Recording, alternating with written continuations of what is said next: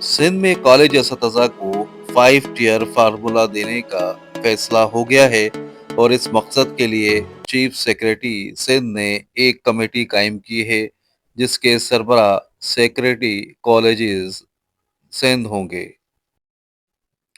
Committee के secretary additional secretary HR college education महकमा सिंध होंगे, जबकि डायरेक्टर जनरल कॉलेजेस सिंध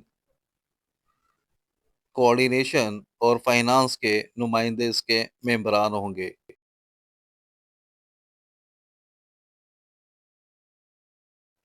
ज़राए के मुताबिक इन दोनों मेंबरान का ताल्लुक उमरकोट के एक कॉलेज से है। कमेटी के दो मेंबरान का ताल्लुक माहिरीन तालीम से होगा और उन्हें कमेटी के चेयरमैन नामजद करेंगे। बताया जाता है कि उमरकोट के इन असतज़ा ने सूबाई वज़ीर तालीम सैयद सरदार शाह से कई मुलाकातें करके अपने फार्मूले और तजावीज़ पेश की थी।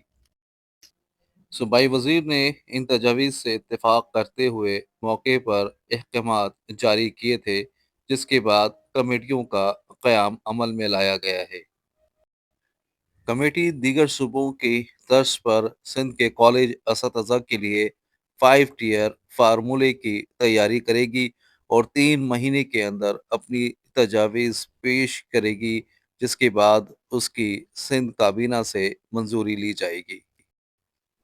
5 टियर फार्मूले की तैयारी में सरगर्म किरदार अदा करने वाले उमरकोट के प्रोफेसर डॉक्टर अब्दुल कादिर रहीमो ने तालीम.com को बताया कि सूबाई वज़ीर तालीम सैयद सरदार अहमद शाह ने अपना वादा पूरा किया है और कॉलेज असतज़ा के लिए 5 टियर फार्मूले की मंजूरी उनकी ज़ाती काविशों और दिलचस्पी का नतीजा है।